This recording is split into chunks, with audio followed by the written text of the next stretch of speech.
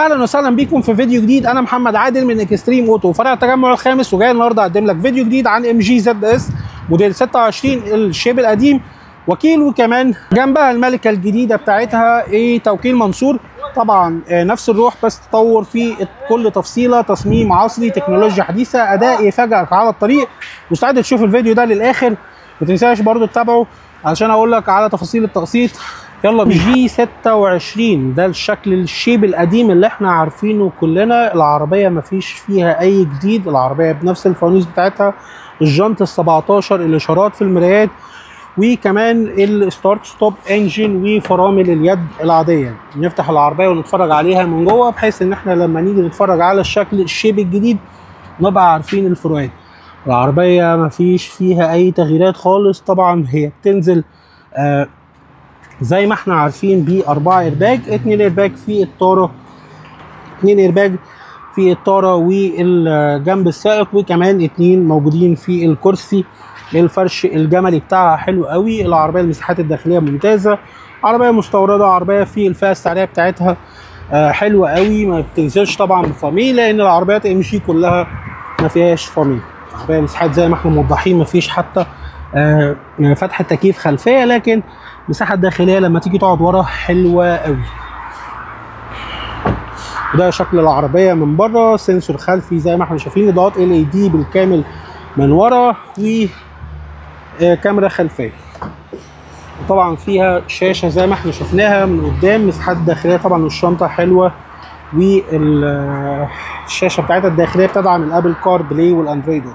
طيب العربيه اللي معانا دي هي الشكل الشيب القديم زي ما احنا قلنا، وقلنا ان العربيه دي المفروض الرسمي بتاعها 999 تقريبا، والعربيه دي بتتباع حاليا ب1,040,000. اقل مقدم ممكن تحصل عليها في العربيه دي هو 312، وقسطك على 3 سنين هيكون 30,400. لو هتقسطها على 5 سنين بدون تامين وبدون مصاريف اداريه هتاخدها ب 22,800، ولو هنقسطها على 7 سنين هتاخدها ب 18,900. وطبعا مع اكستريم اوتو هيبقى فيه عروض في التقسيط كتير قوي، زي ان انت هتاخدها بدون تامين وبدون مصاريف اداريه، وكمان في كاش باك 2% على العربيه من التمويل بتخصم من اصل مقدم.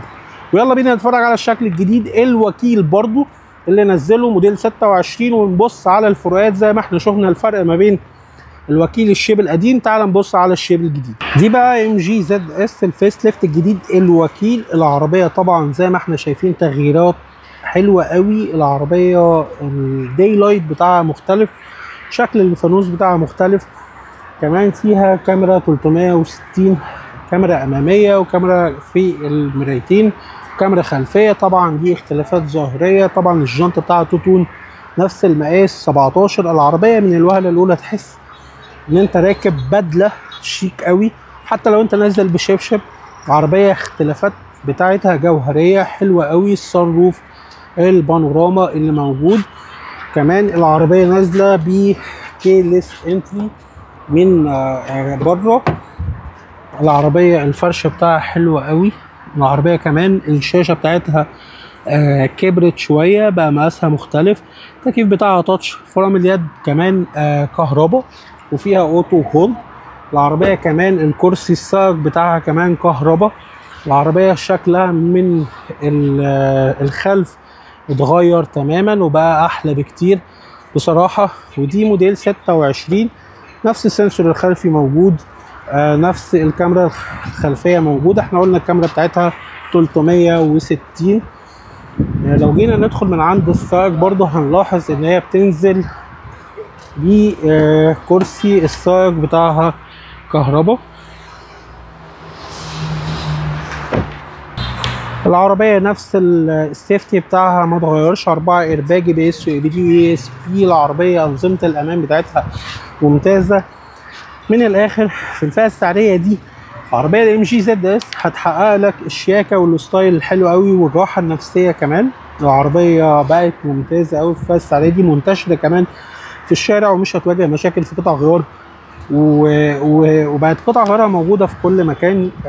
طبعا اعاده البيع بتاعتها سهله ومطلوبه، واي تاجر يقدر ياخدها منك فوري. العربيه متوفره في اكستريم اوتو.